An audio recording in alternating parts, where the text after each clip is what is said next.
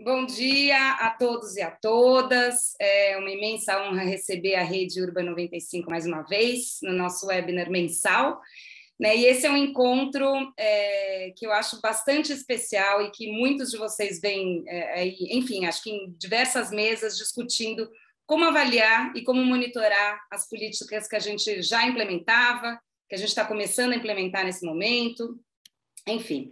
Então, acho que é um momento para a gente refletir sobre as práticas de monitoramento. Acho que algumas cidades estão aí pensando nos seus observatórios, em quais são os indicadores que eu quero monitorar, como é que a gente faz esse monitoramento de espaços públicos, né? Tem a política pública de primeira infância, aí tem os espaços públicos, como é que a gente pensa nessa articulação?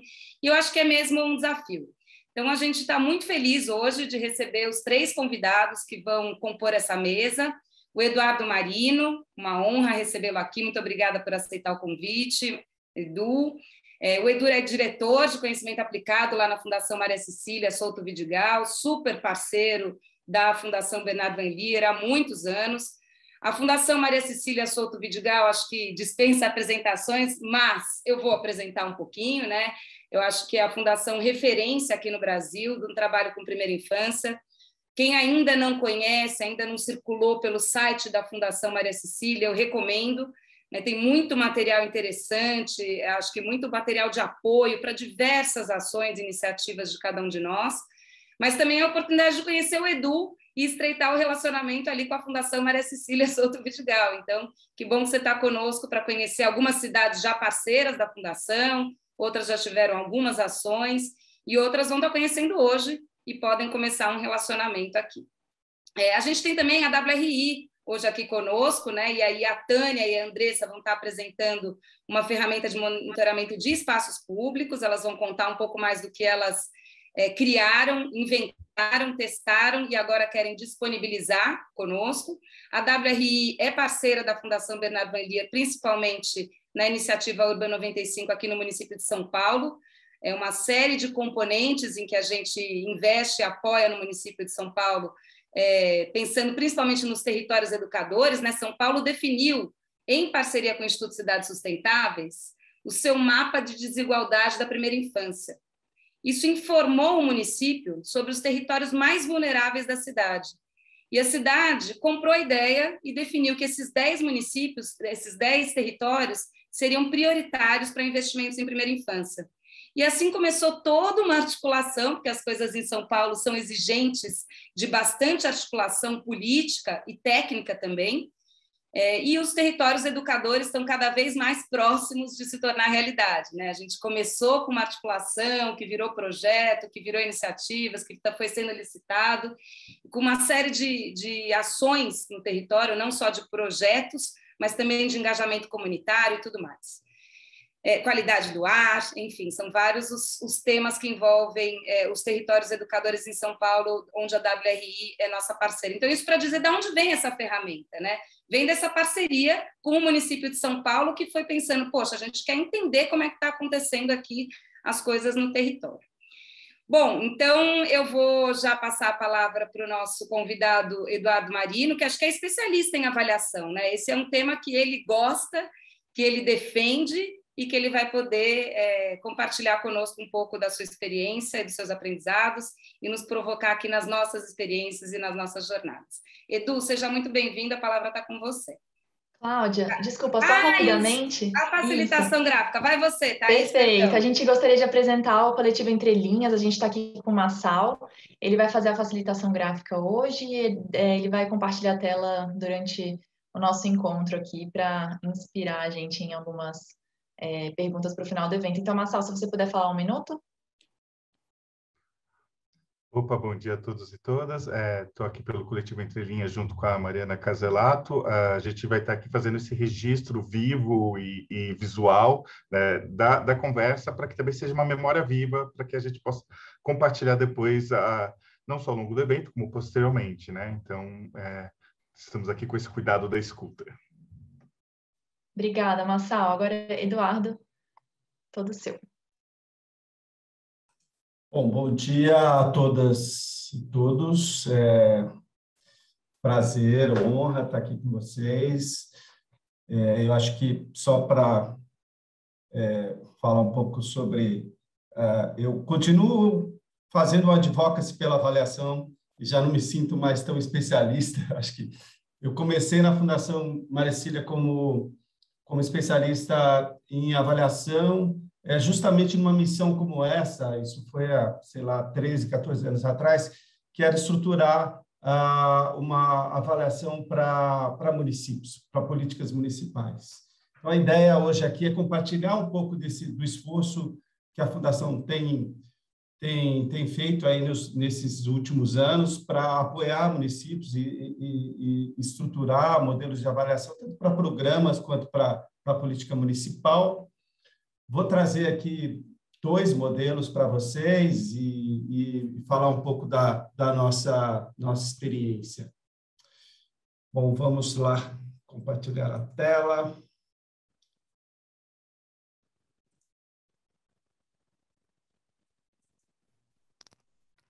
Tranquilo, todo mundo vendo? Então, vamos lá. Bom, antes de entrar aí na conversa, né? Por que é importante avaliar as políticas municipais de primeira infância, né? Acho que essa é a primeira reflexão. E Eduardo, Oi? desculpa te interromper. A gente está vendo a sua tela, ela não está cheia. Se você puder colocar ela inteira em apresentação. A gente está vendo o seu slide e o próximo slide no momento. Então, deixa eu fazer uma coisa aqui, que eu tenho 2 telas, talvez isso facilite. E agora? Ainda não. Continuou.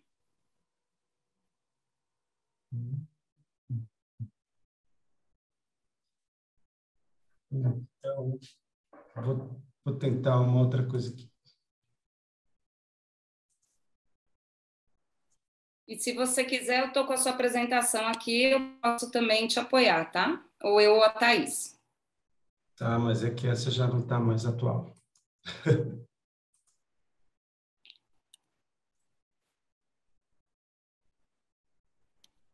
Tá, gente.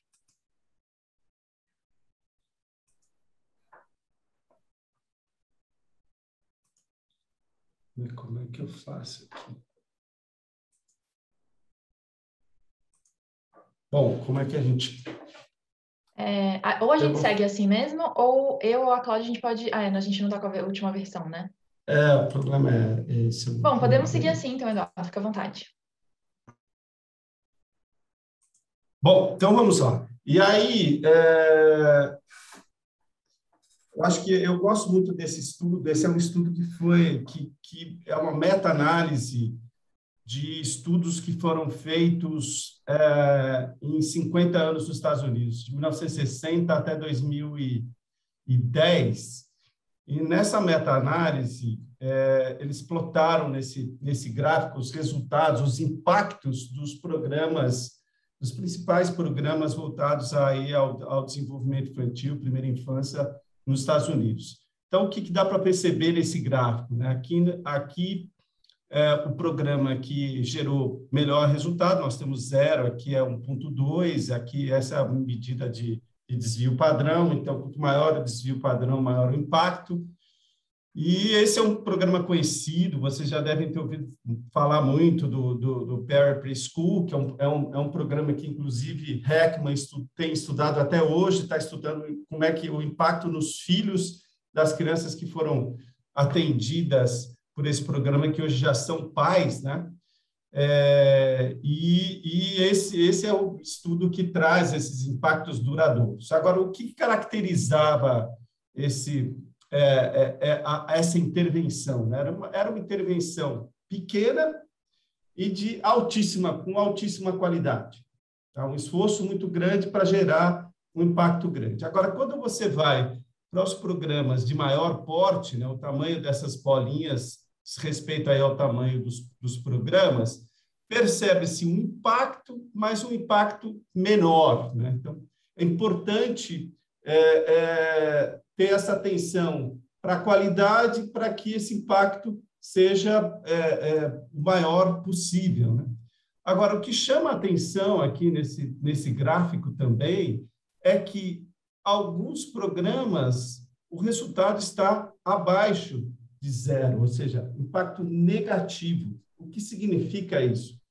Programas de baixa qualidade podem gerar impacto negativo no desenvolvimento das crianças, ou seja, podem fazer mal para as crianças.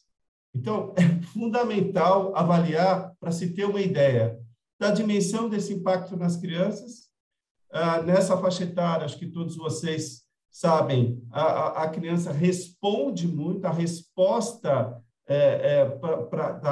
a estímulos ela é muito boa das crianças, e esse impacto ele é mensurável, ele é perceptível, né? Então, é importante, eu acho que por duas razões. Primeiro, para saber o que se nós estamos entregando para as famílias e para as crianças tem qualidade, e se tem qualidade, qual é o impacto nas crianças. Então, acho que esses são os dois principais motivos aí de uma avaliação. Eu vou direto, e aqui, acho que tem um modelo que é quase que intuitivo, bastante conhecido, que é o PDCA, né, que é o que vem dos ciclos de qualidade de empresas e que hoje tem sido usado para serviços, para serviço público, para educação, né? E vem aí os termos plan, do, check e act, né? Que é o planejar, executar, monitorar e agir. Agora, esse ciclo, ele é intuitivo, mas é difícil nós encontrarmos quem, de fato, implementa, porque exige disciplina, exige método, exige uma vontade mesmo de aprender com esses ciclos, né? E hoje, cada vez mais, tem se falado em ciclos rápidos, e para que esse ciclo seja rápido, é preciso que o plano ele seja também, em alguma medida, simples, muito focalizado, com poucos indicadores, para que haja aí uma agilidade para checar o quanto aquele resultado que você esperava está acontecendo, para você corrigir rumos, para você melhorar seu plano e poder aprender aí com o processo. Bom, agora, para implementar, para desenvolver esse plano, é preciso começar por um diagnóstico, né? E aí existem alguns referenciais. Esse é um referencial bastante atual, que é o Nurturing Care, que foi desenvolvido pela OMS e que o Unicef advoga muito por esse modelo.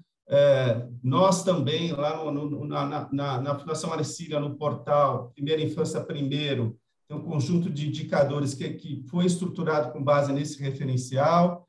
E aqui eu apresento PIPAS, né, que é o modelo desenvolvido pela professora Sônia Venâncio, aqui do Instituto de Saúde de São Paulo, foi aplicado já em alguns municípios do Ceará, e é um modelo bastante interessante, fácil de aplicar.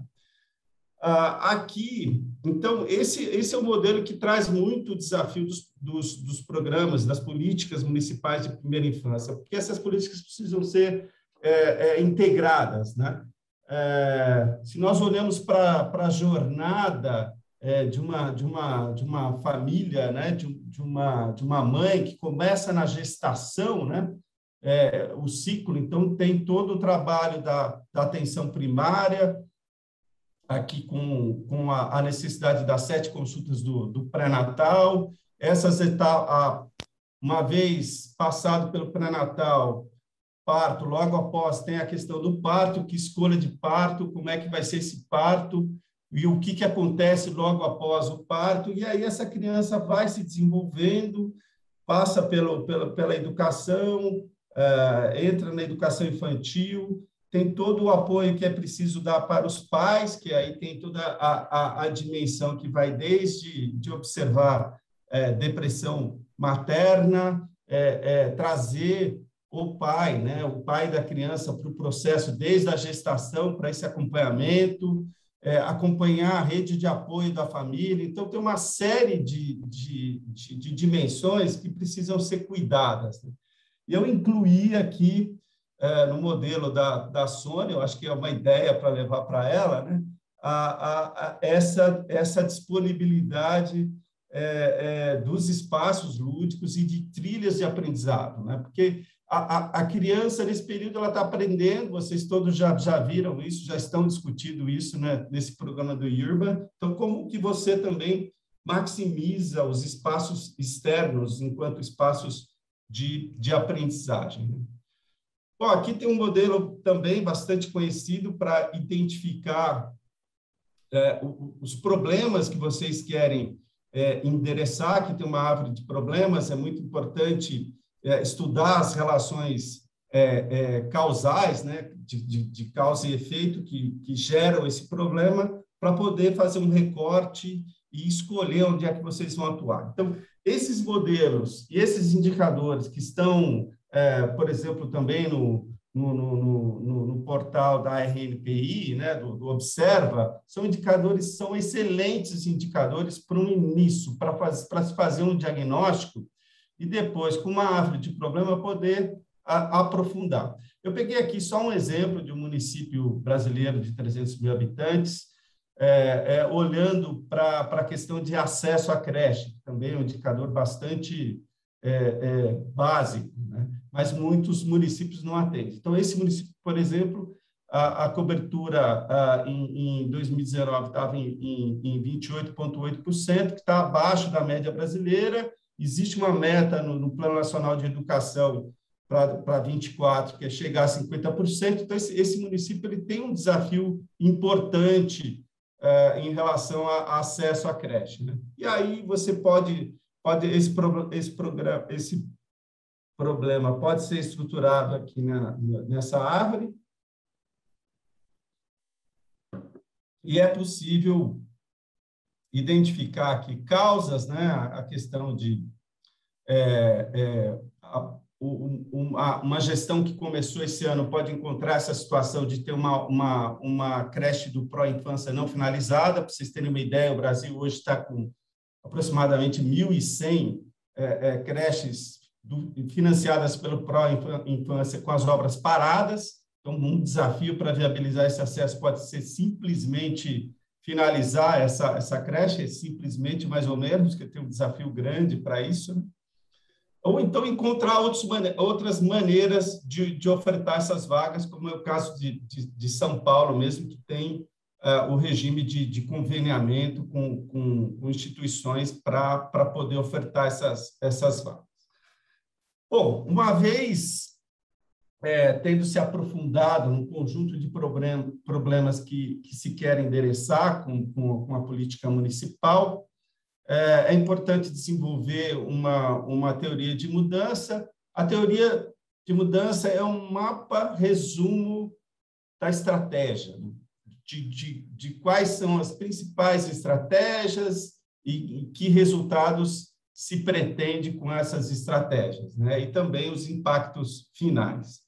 Aqui tem uma teoria de mudança de um programa do Estado de São Paulo, que hoje começou com a Fundação Maria Cília, que foi o programa onde eu comecei lá atrás a desenvolver um modelo de avaliação para a Fundação, e hoje ele está aí com cerca de 100 municípios no Estado de São Paulo, e nessa teoria de mudança, ela traz as principais dimensões, né, em termos de estratégias e expectativas de resultados e impactos, né?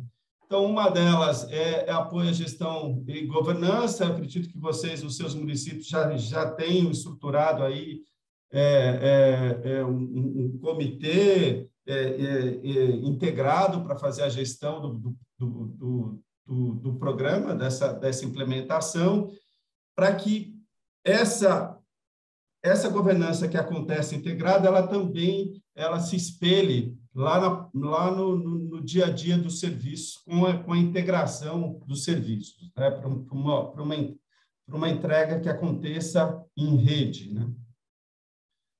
Toda uma parte de treinamento, né, de desenvolvimento de capacidade dos profissionais para qualificar esses serviços, né? Ou seja, por exemplo, a atenção básica já tem um atendimento bom, uma cobertura boa do pré-natal na maioria das cidades brasileiras. O desafio é ampliar essa clínica para que ela possa ir numa perspectiva de uma clínica ampliada, voltada, por exemplo, para as questões emocionais da mãe, para a questão da própria, se a gravidez não foi planejada, para poder trabalhar essa questão de aceitação dessa gravidez, para que esse vínculo com a criança aconteça. Então, é uma parte que ela é mais sensível, aí, mais focada para as questões do desenvolvimento.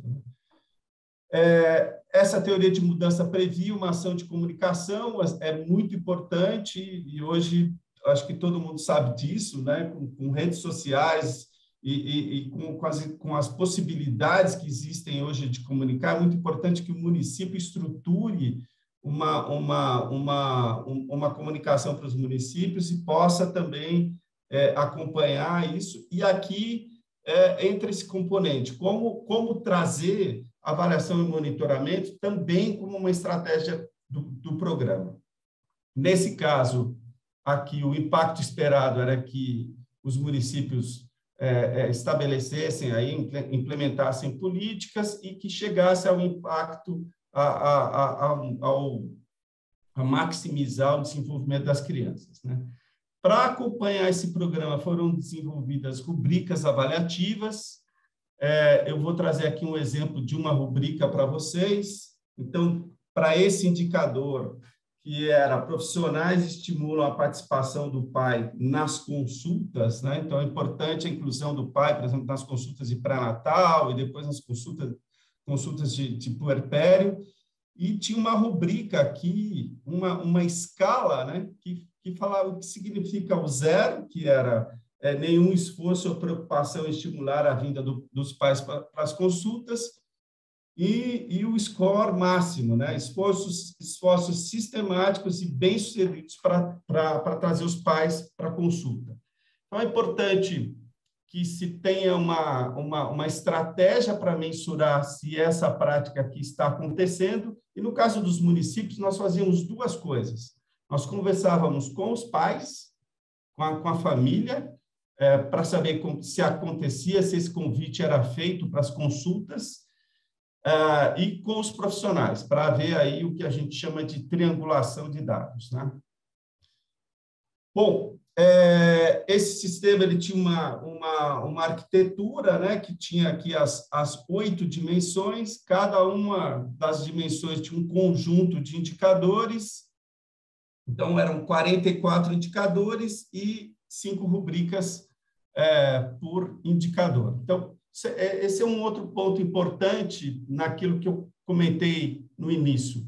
É importante essa tentativa de simplificar. Para vocês terem uma ideia, nós começamos aqui com 83 indicadores e fomos identificando o que de fato era essencial para ser avaliado. Chegamos a 44 e a minha meta sempre foi chegar a 30 indicadores, tá? Então, é importante tentar ao máximo identificar o que é essencial aí para se acompanhar.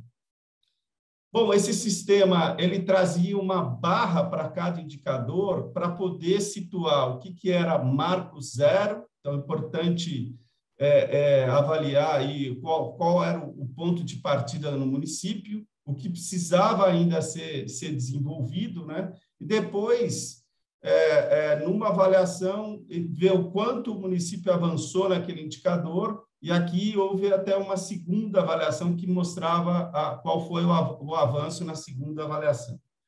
Aqui era um painel, um exemplo de um painel de um município, né, com as 8 dimensões, onde nós tínhamos o resultado final. Então, o município já começou bem nesse indicador, em termos de preparação dos profissionais para as questões específicas do desenvolvimento infantil.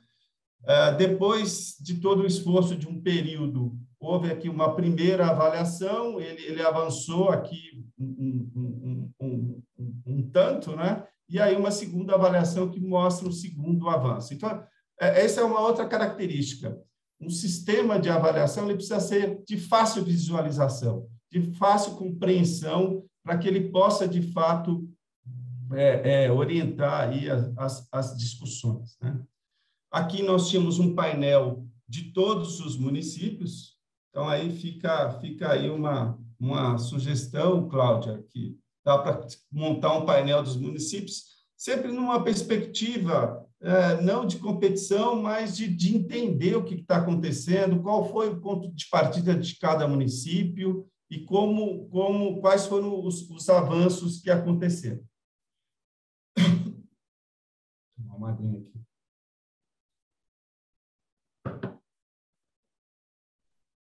Bom, aqui é um pouco o balanço, né, de como foi a evolução. Então,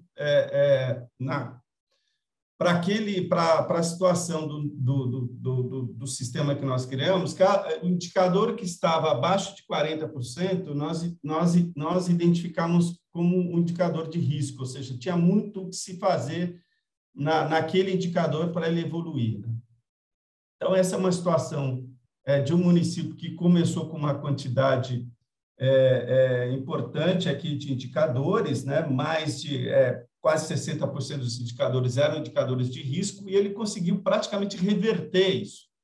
No final, ele chegou a 48 indicadores que nós chamávamos de boas práticas, que é quando aquela barrinha chegava até os 80%, né? Agora, é muito importante, gente, como eu comentei lá no início, naquele primeiro gráfico, além de avaliar esses indicadores, que são indicadores de processo, resultado, olhar para o desfecho, né? Qual foi o impacto nas crianças, porque aí nós podemos olhar para o que esse esforço da política municipal está gerando no nosso público final, que são aí as crianças. Então, nesse caso aqui,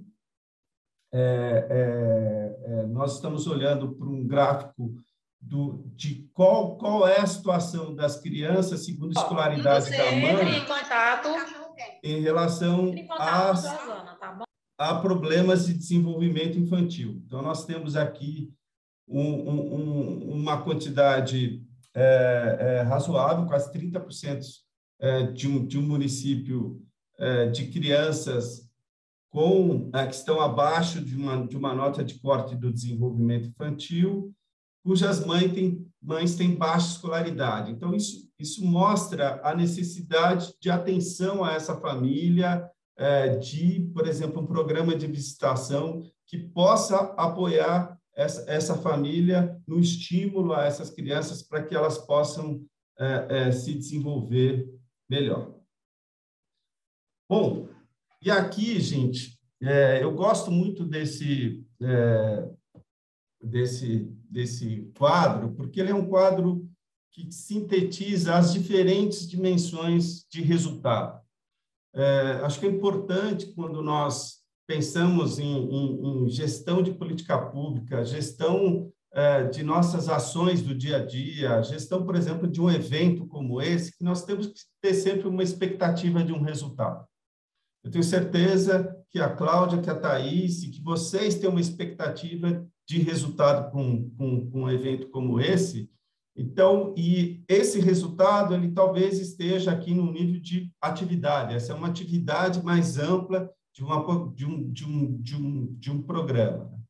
Então, nós temos resultados de atividades, resultados finalísticos, e nós temos o que seria o resultado final, que é o impacto. É importante que impacto é alguma coisa que, via de regra, não depende só do que o programa entrega. Então, programas, por exemplo, têm uma relação causal de se fazer capacitação do profissional para que o profissional atenda melhor as famílias, para que essa família possa estimular melhor a criança. Então, é fundamental entender o quanto desses resultados nessa cadeia causal estão ampliando as chances de você gerar um impacto na criança. Então, por isso que é fundamental essa perspectiva do monitoramento para acompanhar essa realização de atividades e atingimento de resultados parciais e olhar também para os resultados finalísticos. Bom, por fim, eu só um pouco do possíveis passos para implementar um programa. Eu tenho certeza que muitos de vocês já estão trabalhando nisso, né? Acho que vale a pena formar um grupo de trabalho local no município que tenha essa perspectiva intersetorial, mas aí eu estou falando de um grupo de trabalho para cuidar da avaliação e do monitoramento, né? Definir se haverá um apoio externo, uma consultoria, ou se o esforço será interno. Acho que tem aqui um conjunto, vocês são um conjunto de municípios que tem uma estrutura e que com certeza tem uma equipe competente para endereçar uma avaliação interna, se for o caso, né? Escolher um referencial, eu trouxe aqui 2, né? Então, pode ser o Nurturing Care, pode ser o do primeiríssimo, um outro modelo vai ser apresentado aqui hoje, né? Então, é preciso olhar para os referenciais, escolher e adaptar, né? Estruturar a teoria de mudança em um plano de ação que inclua aí monitoramento e avaliação, estabelecer uma sistemática de monitoramento, estar atento à simplicidade, agilidade e abertura para adaptações e aprendizagem. Então, assim, é muito comum nós nos apaixonarmos pelos nossos planos, e no momento que nós vamos implementar esse plano, as coisas não caminham bem, e muitas vezes eu escuto, olha, está havendo uma resistência. É preciso ter cuidado com essa perspectiva, com essa visão de resistência, porque às vezes o plano pode não estar bom. Então, é preciso ter essa abertura para aprender, para poder também adaptar os nossos planos. Bom, aqui tem algumas referências, eu só vou enviar essa apresentação aí atualizada, né? E, por fim, é isso, né? Acho que tem uma frase aqui de um físico, do William Thomson, que aquilo que não se pode medir, não se pode melhorar. Então, quando eu falo em medida, eu estou falando também de olhar qualitativo, um olhar que contempla os números, mas vai também para além dos números. Bom, é isso. Espero ter ficado aí dentro do tempo, gente. Obrigado. Perfeito, Eduardo, muito obrigada. Gente, depois de uma apresentação dessa, acho que deve estar vindo várias perguntas aí para vocês, então fiquem à vontade para já ir colocando as perguntas no chat. Depois da próxima apresentação, a gente vai abrir um espaço, né, para a gente poder conversar. Agora eu queria chamar, então, a Andressa, da WRI, para fazer a apresentação. Obrigada, Thaís. Olá, bom dia a todos, pessoal. Eu sou a Andressa, então eu sou analista do WRI Brasil. Como a Cláudia comentou no começo, nós somos parceiros, então, especificamente no âmbito da Urban 95, em São Paulo. Antes de compartilhar minha tela, só queria também citar, né, que eu vou fazer essa apresentação compartilhada, então, com a Tânia Batistella, que está aqui também, e que atua como consultora no desenvolvimento desse método que a gente vai apresentar. Eu vou pedir para que quando vocês virem minha tela, vocês me indiquem. Vocês estão vendo? Sim. Sim. Sala cheia. Maravilha. Opa. Bom, então, apresentando, né, o Quali Urb Infância, queria dizer que a gente está bastante feliz com esse convite para fazer essa apresentação. Esse é um método para o monitoramento da qualidade do ambiente urbano, com um componente de percepção para rotas escolares. Esse foi um método, então, que foi desenvolvido em primeiro momento, para uma avaliação das intervenções promovidas no âmbito do Programa dos Territórios Educadores em São Paulo, né, que tem um foco na implementação, então, dessas rotas no trajeto casa-escola, desempenhada pelos cuidadores de crianças da primeira infância, então de 0 a 6 anos. E aí, da evolução, né, desse programa, a gente acabou evoluindo para essa entrega, que é um método que pode ser replicado em outros contextos de rotas escolares de projetos de outras cidades. Então, por que, afinal de contas, né, monitorar as intervenções? Qual é a relevância, né, de se incorporar esse componente de monitoramento nos projetos em relação às intervenções urbanas? O monitoramento das intervenções ele é uma prática que é essencial, então, para gerar o conhecimento e as evidências sobre as ações, sendo elas as ações que tiveram um impacto positivo na sua implementação ou mesmo as que não foram tão efetivas e que indicam, então, a necessidade de eventuais ajustes no rumo dessas intervenções ou mesmo de ações complementares.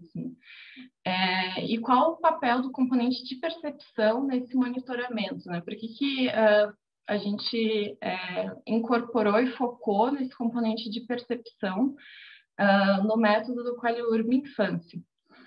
Porque dessa forma se torna possível aproximar as expectativas, né, a importância que os usuários, nesse caso os cuidadores da primeira infância, conferem em relação às intervenções que estão ocorrendo para a implementação das rotas escolares.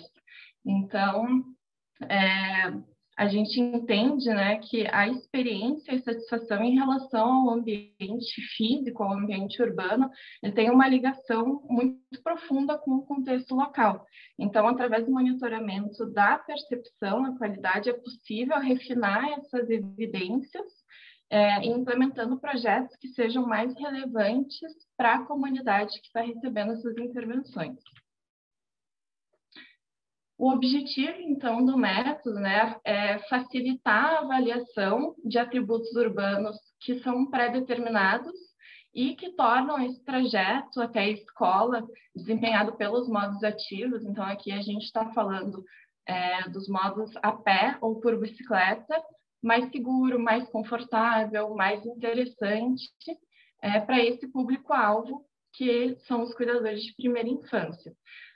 Com a disponibilização do método também, que se busca uma facilitação do acesso a um método que seja robusto e que seja estatisticamente relevante também para o monitoramento dessas intervenções a todos os atores interessados.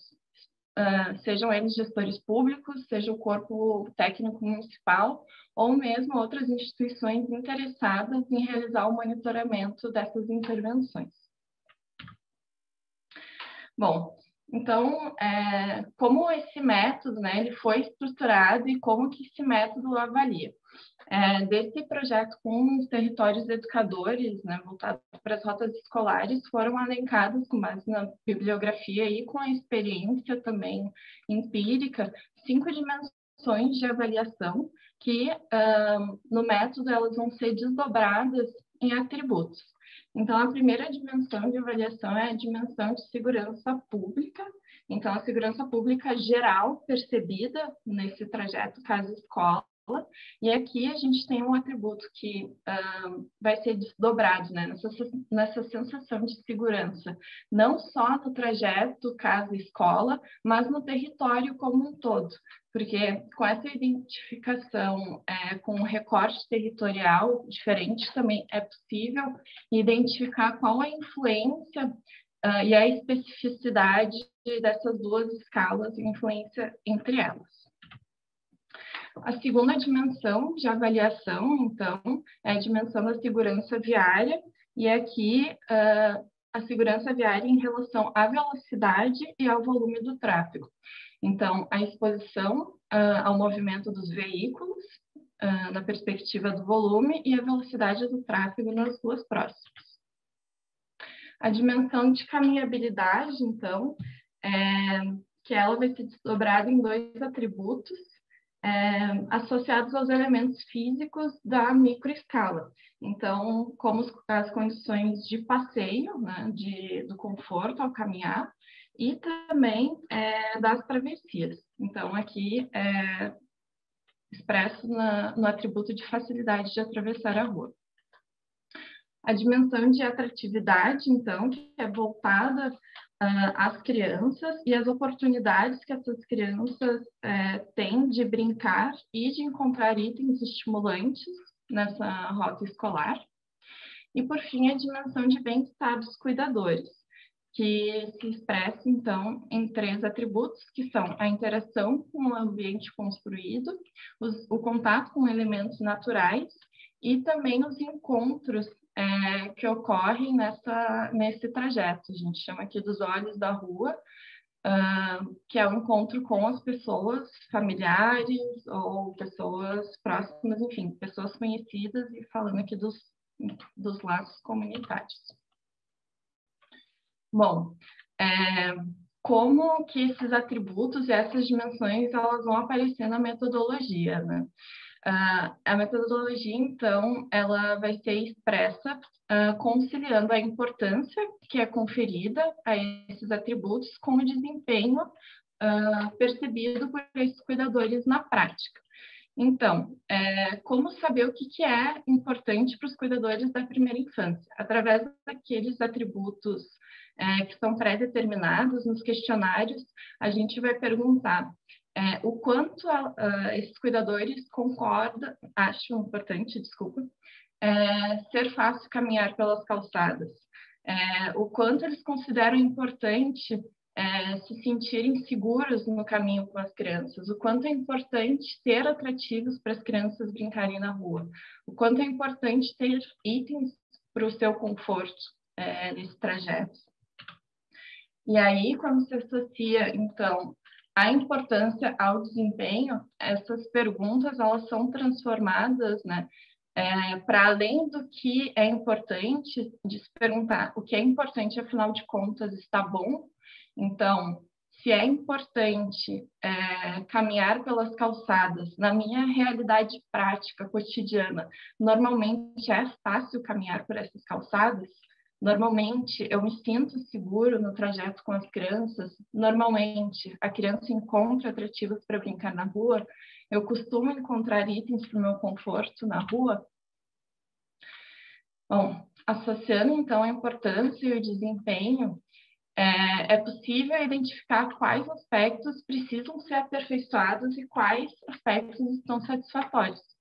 E essas ferramentas que são disponibilizadas pelo método, elas são aplicáveis, então, tanto com o objetivo de diagnóstico numa etapa que a gente denomina de antes, quanto com o objetivo de monitoramento das intervenções. Quando a gente tem uma aplicação completa, né, nesse ciclo do antes e depois das intervenções. A gente... Perdão. Aqui na direita tem um gráfico que o método produz alguns gráficos como resultados que são pré-configurados. Então, a gente consegue ter todas essas avaliações dos atributos identificadas para as etapas antes e depois por atributo. Então, por exemplo, aqui a gente tem o atributo do contato com os elementos naturais. Nesse gráfico do antes, então, a gente tem a importância expressa pelas barras e a linha que é expressa pelo desempenho. Numa aplicação simulada do antes, então, o que esse gráfico nos indica é que a importância a esse atributo, que é o contato com os elementos naturais, é considerada muito importante para essa comunidade, mas que o desempenho desse atributo é muito ruim, porque a gente tem uma inversão entre as linhas e as barras que formam esse perfil de canoa.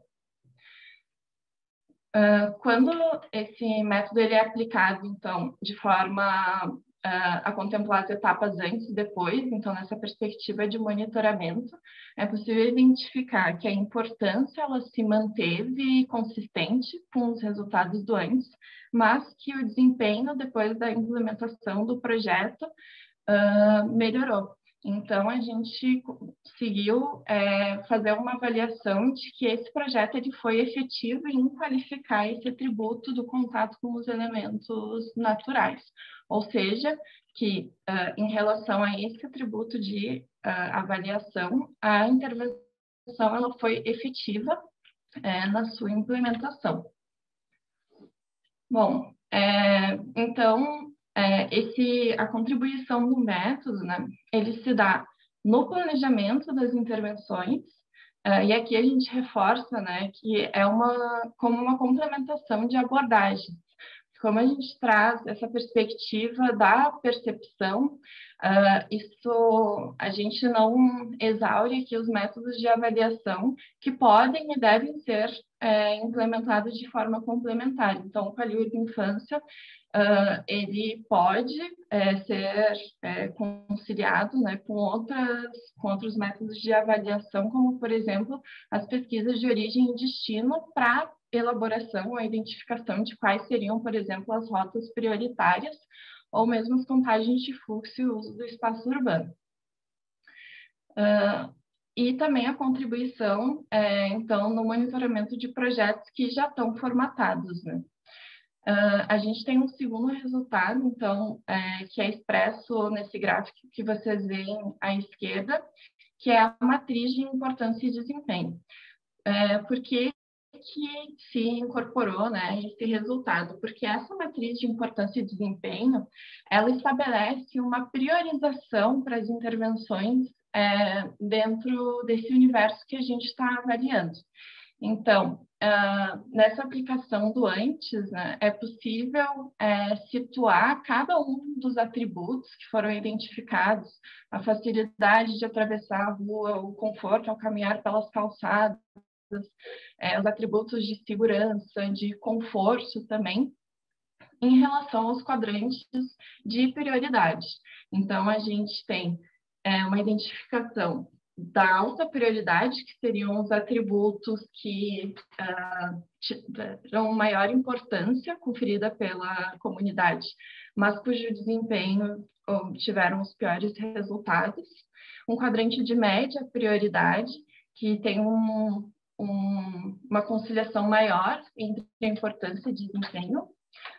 Um quadrante de baixa prioridade, então são aqueles atributos que a comunidade não considera tão importantes, e também um quadrante de reavaliar esforços, que são atributos que eventualmente tiveram um desempenho muito bom, mas cuja importância não foi considerada tão relevante.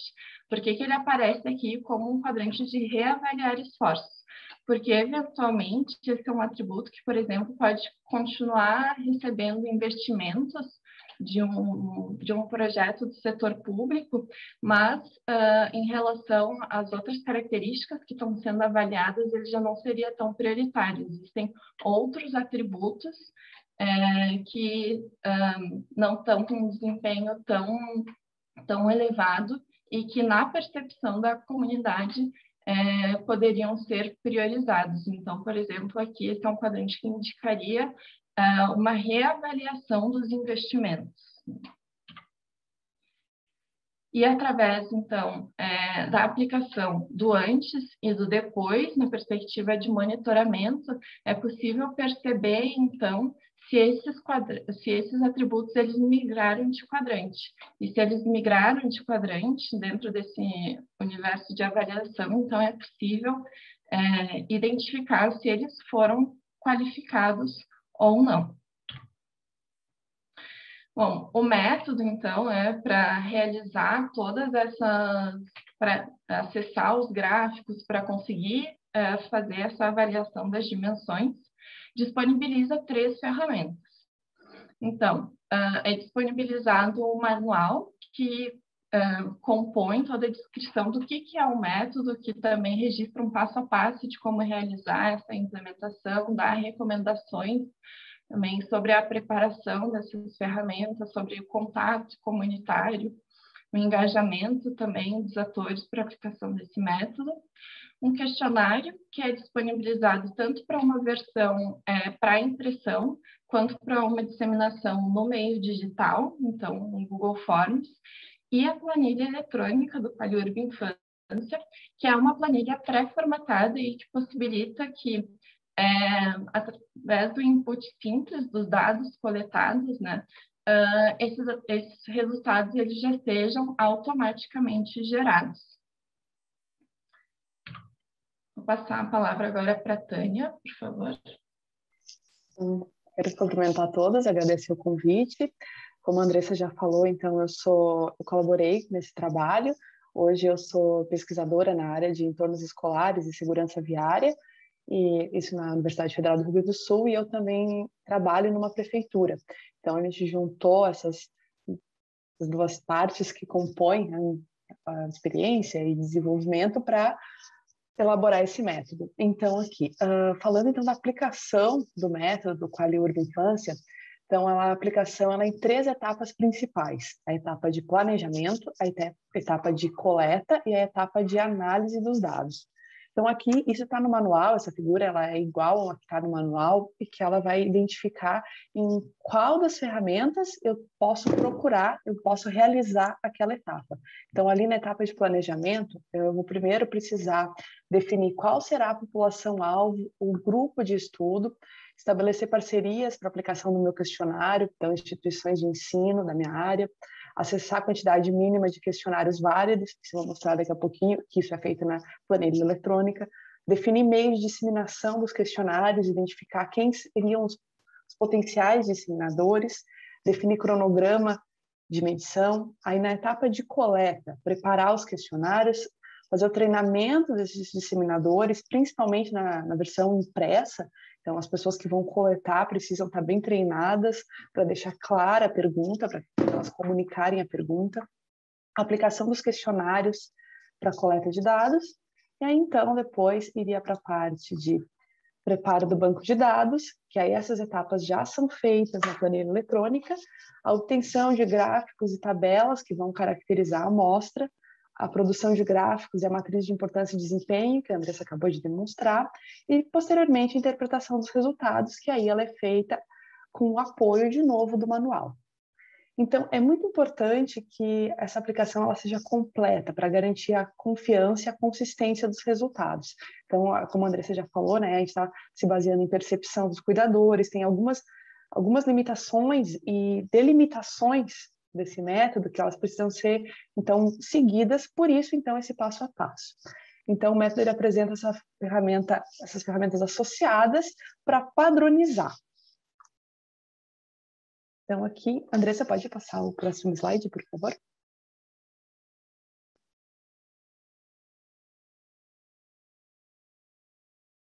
Então, aqui a gente vai, então, agora um exemplo ele é fictício, então ele fala aqui de uma intervenção em rotas escolares no distrito de Amadeus, promovido pela Prefeitura de Serra Geral. Então, a população-alvo será cuidadores de crianças de 0 a 6 anos, então, esses cuidadores que acompanham a criança a pé, de bicicleta ou de transporte coletivo até a escola. Então, que seria a ideia de pessoas que elas vão caminhar no entorno escolar ou vão se relacionar de forma mais direta com esse entorno. Então, como parceria, foram obtidas 4 creches que são beneficiadas pelo projeto. Então, isso às vezes pode ser difícil pela falta de dados prévios, mas a ideia aqui é, então, alunos matriculados, pais ou cuidadores cadastrados nas instituições, os registros prévios que as instituições já tenham de quem poderiam ser a nossa população-alvo. Então, a gente precisa desse número para poder planejar quantos questionários a gente vai precisar com respostas completas. Então, todas essas creches, elas informaram que os cuidadores têm boa familiaridade com o meio digital. Então, aqui o exemplo ele vai ser para meio digital. Então, agora eu vou compartilhar minha tela aqui.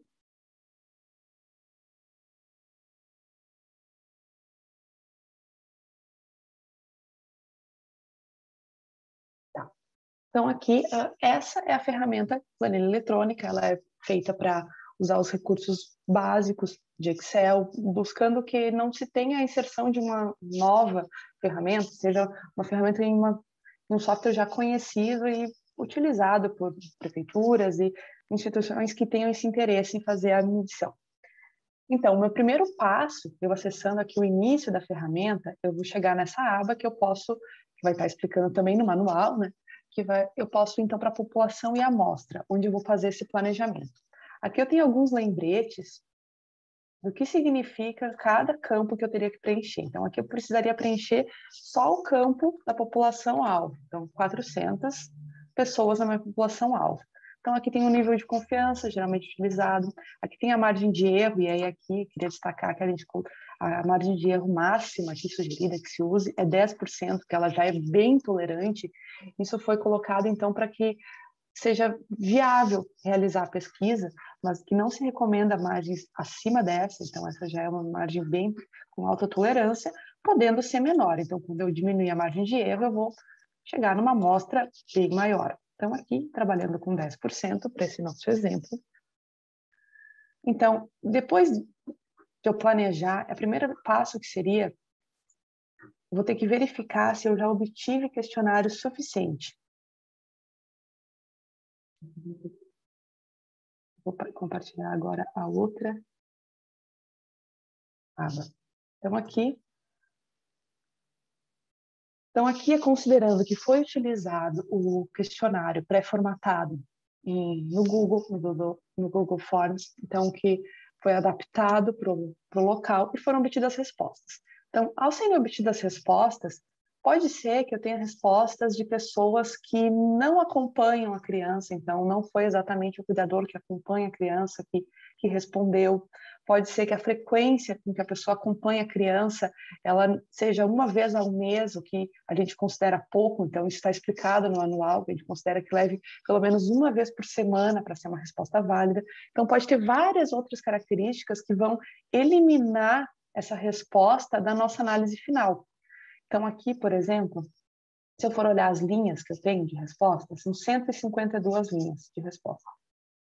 Então, o primeiro passo para eu saber se essas respostas elas são válidas seria, eu posso colar, então aqui eu estou simplesmente selecionando na planilha que o próprio Google gera, copiando.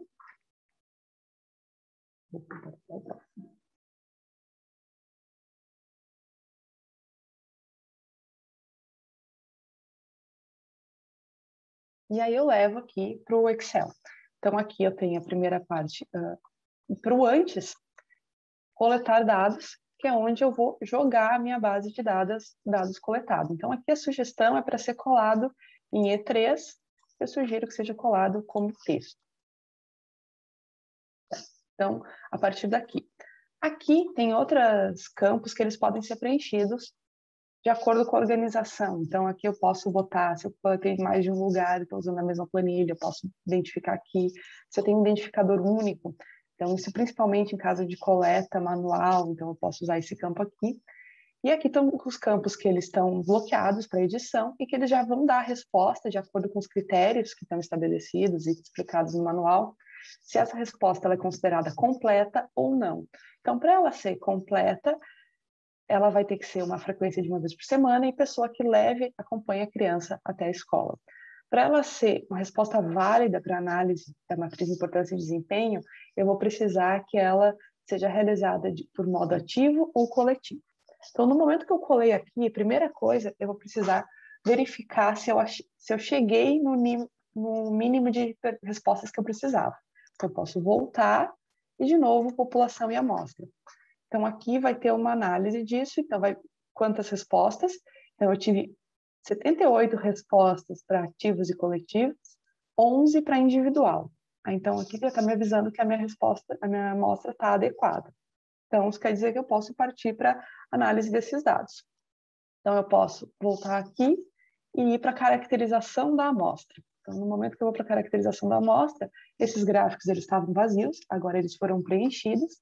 Aqui eu tenho todas as respostas completas, então eu consigo ter uma ideia então, de quantos cuidadores do sexo feminino, masculino. Então, aqui as crianças atingidas, então 115 crianças de 0 a 6 anos com essa distribuição Então, maior aqui em crianças de 5 e 6 anos, o tempo de viagem até a escola, o modo que é utilizado, então aqui a divisão modal, então aqui eu consigo ter uma ideia de como acontece a mobilidade no meu entorno escolar, 70% das viagens a pé, 11% aqui de coletivo, então que seriam esses 81 que seriam a minha, de fato, os dados que eu vou avaliar a importância e o desempenho atribuído.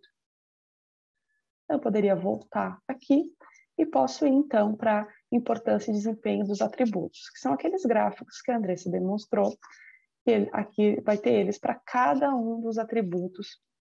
Então, exatamente como está a questão no meu questionário, aqui eu vou ter os gráficos e ver como é que eles desempenham para cada um. Então, aqui, como forma complementar, foi colocada a opção de visualizar as respostas para os modos individuais. Isso fica como uma análise complementar, lembrando que toda análise da matriz de importância e desempenho ela é para ativo e coletivo. Então, aqui é só esse lembrete que foi feita essa separação aqui nesse momento. Então, aqui eu posso voltar de novo e posso ir para a minha matriz de importância e desempenho, que é onde vão ter sido plotados as priorizações dos atributos. Então, aqui eu tenho de novo um espelho do questionário, aqui com os atributos de cada um, a importância e o desempenho, e aí eu tenho aqui a priorização de quadrantes. E aí aqui eu acho muito importante a gente lembrar que essa priorização ela é relativa aos próprios atributos.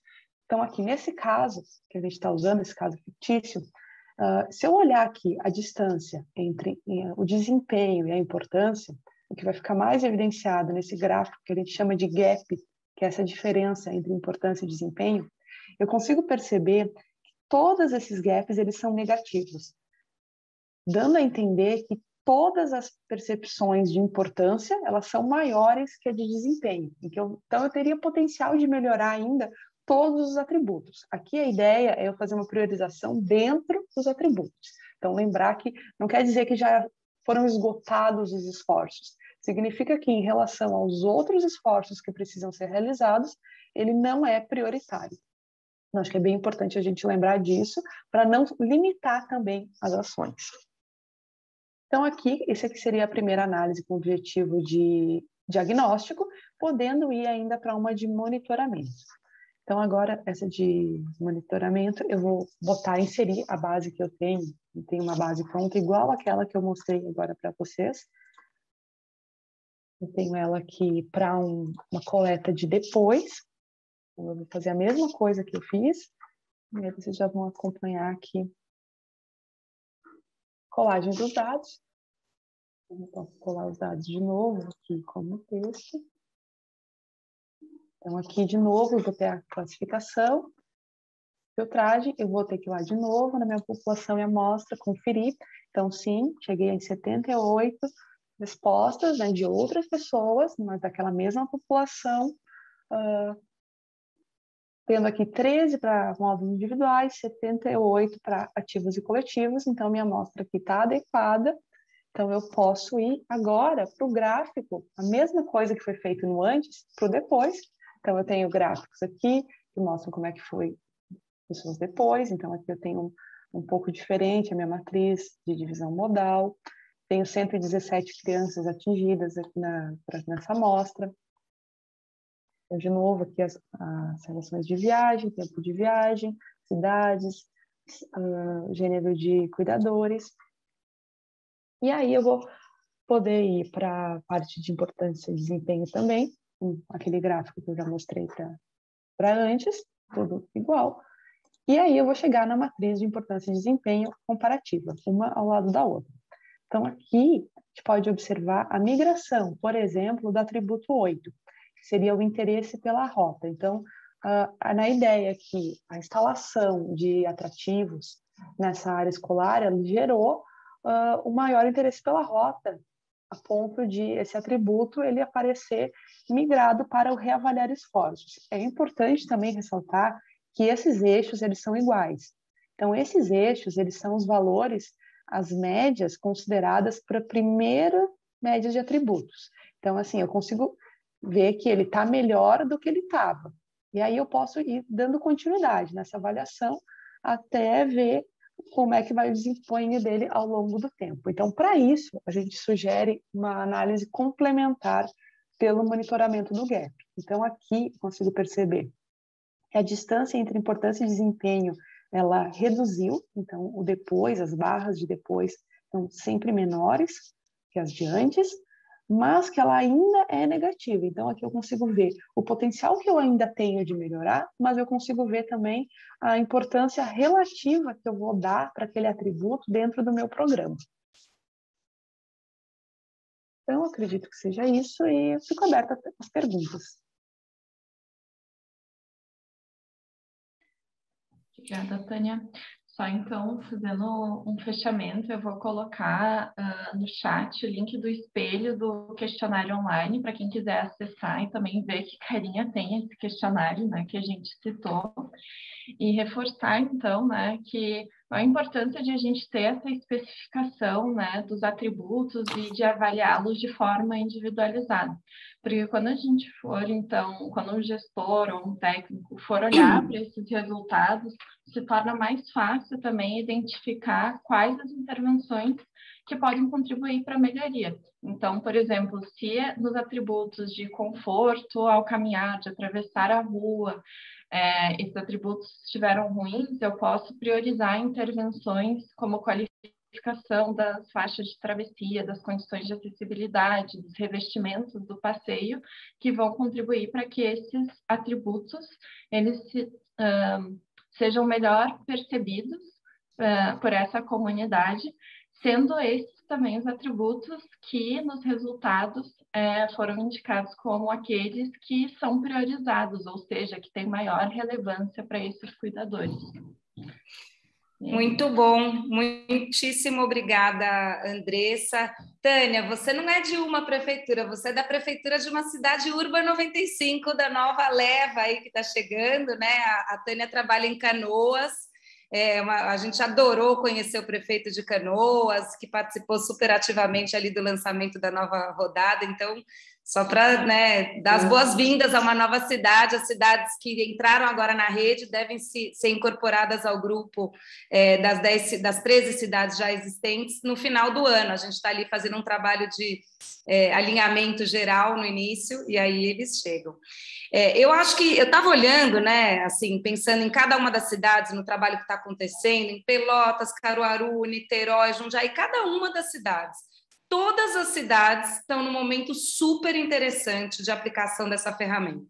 A maioria porque está começando um projeto, porque tem um projeto que vai acontecer, então tem a chance ainda de fazer o Marco Zero, né? E é claro que hoje a gente quis destinar um tempo maior para apresentar a mesma ferramenta, para vocês conhecerem, mas é claro que ficou um monte de dúvidas sobre a ferramenta. Então, a WRI, a Andressa, a Tânia se disponibilizaram a apoiar, né? Carmen, Pelotas quer fazer esse Marco Zero, vamos marcar uma conversa, vamos fazer uma segunda rodada para a gente poder aprofundar na ferramenta. Tem, sim, um documento que sistematiza todo o processo, mas eu acho que, assim, está prontinha ali, está pronta para ser testada, usada, e, é claro, tem um processo de capacitação aí nosso, né, para implementar e para utilizar a ferramenta, às vezes usar só num território pequenininho para testar e se ver usando, e depois a gente realmente fazer a implementação de fato. Eu queria agradecer muito a presença da Andressa, da Tânia e também do Eduardo, e aproveitar esses 15 minutos finais para a gente ouvir as perguntas de vocês e poder seguir para o debate. Mas antes disso, a Thaís vai chamar o Massal, não é isso, Thaís? Isso, Massal, se você puder compartilhar a sua tela com a gente, para a gente ver o trabalho que você está desenvolvendo. Enquanto isso, as pessoas podem ir mandando perguntas, né, no chat e levantando a mão também para fazer perguntas pelo microfone. Está aparecendo aí? Está aparecendo. Legal, acho que a gente pode talvez ficar...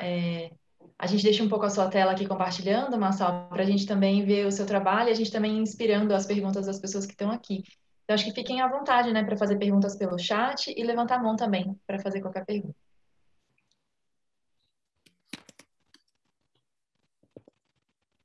Eu vou selecionar uma pergunta que já está aqui no chat, direcionada para a WRI, que é como mensurar a confiabilidade, né, da ferramenta. Andressa, Tânia, passo para vocês essa pergunta. Acho que eu posso responder. Na verdade, assim, ali a gente tem o nível de confiança que pode ser atribuído, que é o nível de confiança estatístico, e fora isso, no manual está detalhado lá no anexo os passos metodológicos. Então, assim, esse questionário ele foi validado de acordo com as teorias de validação de questionário. Então, foi calculado alfas de Cronbach, confiabilidade interna, foi feita análise fatorial exploratória para ver, então, como essas variáveis se relacionam a partir de dados prévios. Então, seria a ideia que esse questionário ele é validado do ponto que ele pode ser replicado em outros locais. A confiabilidade, então, seria eu seguir aqueles passos. Então, se eu botar ali 95% de confiabilidade, então essa é a confiabilidade estatística, e aí a margem de erro. Quanto mais eu reduzir a minha margem de erro, isso vai implicar em coletar mais respostas, eu vou ter, então, uma precisão melhor nas minhas respostas. Deixa eu fazer uma pergunta para o Edu. Desculpa. Uma complementação bem rapidinha, Cláudia, que em relação à confiabilidade também a preocupação em entregar também esse método composto com ferramentas pré-formatadas é também assegurar e garantir essa confiabilidade dos resultados, né? Então, desde da filtragem de quais são consideradas as respostas válidas, quais são consideradas as completas, as indicações que se faz em relação a manter uma caracterização da amostra que seja consistente também, por ser esse método já validado com todos os métodos que a Tânia citou, seguindo esse passo a passo, a gente assegura, né, essa confiabilidade das respostas e do método. Sim. Olha, eu posso dizer que quando a gente fazia umas sugestões de algumas pequenas intervenções, e se a gente fizesse, elas falavam, não, você não está entendendo, essa pergunta foi muito bem pensada nesse formato e tem todo um método estatístico por trás para poder chegar nos números que a gente consegue chegar. Então, ela é bem precisa, né? É claro que ela tem acho que tem esse viés, né? E eu vou chamar de viés, que é um jeito de olhar de percepção. É uma escolha, né? Qual é a percepção? Mas a partir dessa escolha, estando clara, e é isso que nós vamos medir, e aí eu acho que o método tem uma precisão bastante interessante. E aí, assim, foi bacana hoje que a gente teve aí a oportunidade de pensar em ferramentas de avaliação para espaços públicos, para iniciativas de mobilidade, espaço público, etc., que tem a ver mais com o Urban 95 nesse eixo, e o Edu trouxe a perspectiva de avaliação das políticas de primeira infância no âmbito mais ampliado, né? Pensando saúde, assistência e educação, que a gente está promovendo ali também. Fica para nós o desafio de integrar essas coisas, né? Como é que a gente pensa nessa ferramenta também sendo integrada a uma avaliação da política do município como um todo para a primeira infância. Mas, Edu, o município que construiu o seu plano municipal, que está ali com as suas estratégias, né? Vamos pensar, sei lá, e está nesse momento falando, poxa, não estou avaliando. A gente tem ouvido muito, né, dos municípios. Eu não tenho sistematizado as minhas políticas e acho que eu precisaria começar esse processo de avaliação. Por onde você recomenda o início desse processo? Qual seria o próximo passo? Quais seriam os primeiros passos? Eu acho que se o município desenvolveu um plano municipal, então ali devem ter ali alguns objetivos, ele deve ter partido de um diagnóstico, né? Acho que é fundamental aí, a partir desses objetivos, desenvolver um painel, né, de indicadores a serem acompanhados. E aí pensar em maneiras de medir. Eu acho que a metodologia que foi apresentada, ela é uma metodologia interessante porque você pode, talvez, estruturar questionários parecidos, mas voltado para uma avaliação dos serviços. Ou seja, se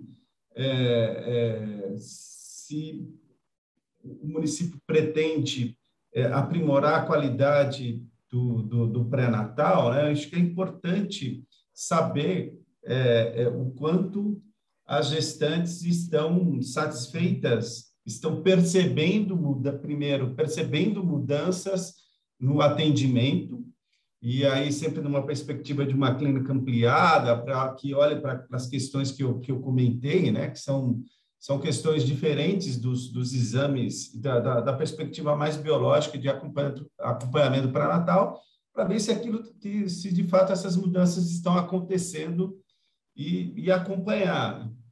Então, nesse sentido, já existem alguns indicadores, por exemplo, lá do Primeiríssima Infância, eu até coloquei o link aí. Agora, uma outra forma, olhando para o modelo do PIPAS, e esse é um modelo muito interessante que a Sônia Venâncio desenvolveu, que você pode fazer entrevistas no momento da vacinação da criança, você pode conversar com a mãe sobre vários itens, que pega desde dessa dimensão da qualidade dos serviços até as práticas parentais e o próprio desenvolvimento da criança. Então, assim, o que eu recomendo é que assim, é importante que o município conheça sobre como está o desenvolvimento das crianças, sobre o desfecho, e para não ficar na dimensão do processo, do monitoramento, exato, que é fundamental, mas se eu não souber o que está acontecendo com a criança lá no limite, né? E até porque a pandemia trouxe alguns desafios, né? Nós fizemos uma pesquisa nacional de práticas parentais em casa e observou-se, por exemplo, um aumento de práticas punitivas para as crianças. Então, é fundamental ter conhecimento de como é que estão essas práticas parentais dentro de casa para poder implementar programas para que essas práticas sejam revertidas para práticas de estímulo, né, para essas crianças.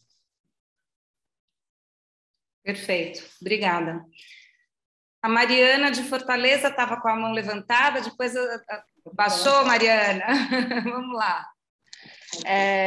Eu gostei muito da apresentação, muito importante ambas as abordagens, porque acho que é isso, assim, a gente, essa oportunidade da rede é da gente ver, a gente já fala sobre acompanhar indicadores e mensurar impactos, e é muito bom ver metodologias bem específicas voltadas. E aí a gente ficou muito animada aqui, Cláudia, de já querer implementar essa metodologia agora apresentada aí pela WRI, porque a gente está andando com os projetos dos microparques, né? E exatamente conversando sobre isso, como é que a gente vai medir o impacto. Aí eu tenho uma dúvida, porque estava vendo aí que o exemplo que foi dado pela Tânia é de rotas escolares, né? Inclusive, a gente tem um projeto de rotas escolares aqui, o Caminhos da Escola, que a gente vai transmitir isso também para a equipe. Mas no caso dos microparques, ele é uma área mais específica, né? Não é um caminho, não é um percurso que é feito. E aí a gente consegue intervir até assim, as mediações, mas não é assim. Eu entendo que é importante pensar nesse percurso e nesse caminho da criança até a escola, mas a minha pergunta é se nesses aspectos assim, locais mais específicos se aplica também essa metodologia.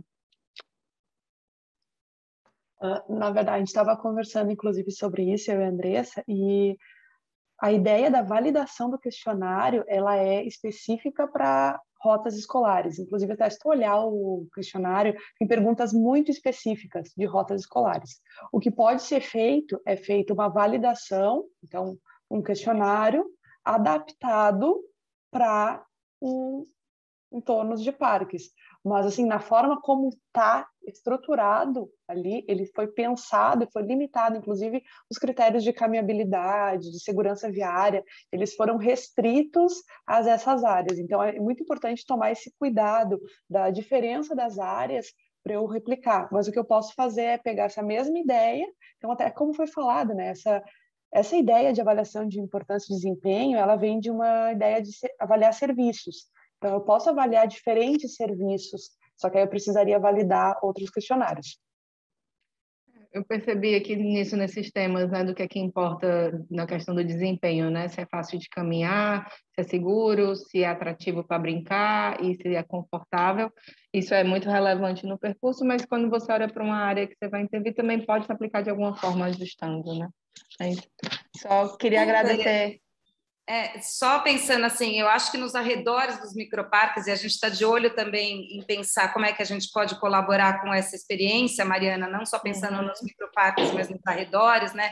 Fazendo do microparque, como a escola é um centro e os arredores dela vão criando uma cultura de paz ali no relacionamento nos arredores da escola, eu acho que é a mesma coisa com os microparques, é a mesma coisa com o Parque Linear ali em Caruaru, né, que a gente tem uma oportunidade de promover um outro tipo de interação na cidade com o Parque Linear em Caruaru. Mas se a gente for pensar, o Aracaju tem as praças que estão sendo construídas, Jundiaí está com os planos de bairro, Campinas está também pensando nas intervenções. Então, acho que, olhando cada uma das cidades, todas elas estão no momento que poderiam se beneficiar dessa ferramenta e utilizá-la para o Marco Zero, né?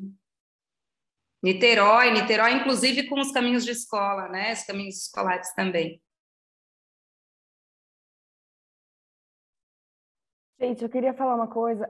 Os municípios, então, que desejarem implementar, utilizar a ferramenta, né, nos seus projetos, eu peço para vocês sinalizarem a Thaís Ering, que aí a gente marca uma conversa com a WRI, porque daí elas podem apoiar a equipe para pensar como que a gente vai implementar, pensar no planinho de ação mesmo, até dúvidas mais estruturais com relação à ferramenta, à leitura do Excel. Então, por favor, sinalizem a Thaís e a gente organiza essa próxima conversa.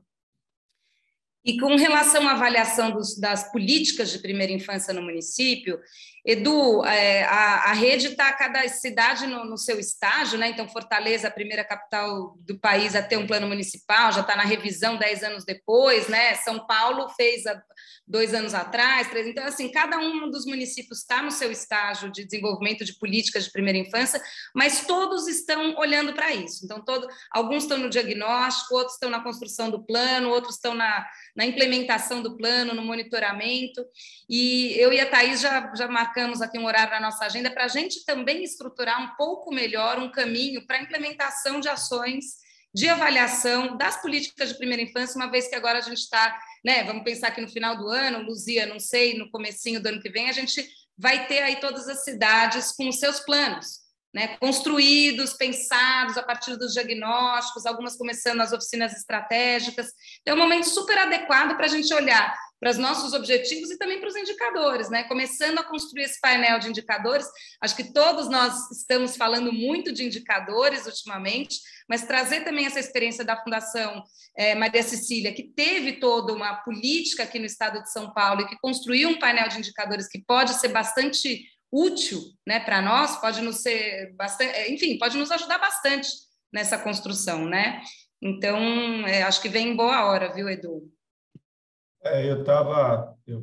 Há poucas semanas eu estava numa reunião com o Veveu, que foi prefeito de Sobral, e aí Sobral é um grande caso brasileiro, né, de sucesso na educação.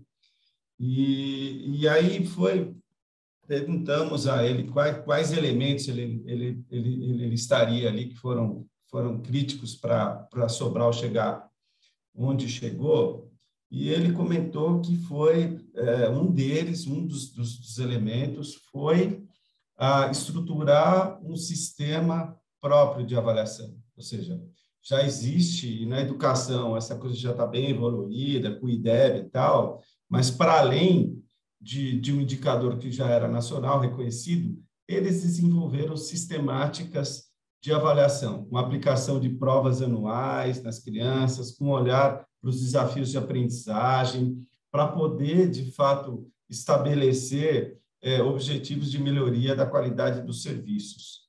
Eu acho que é importante que o município busque a estruturação de uma prática avaliativa para poder implementar melhorias permanentes, né?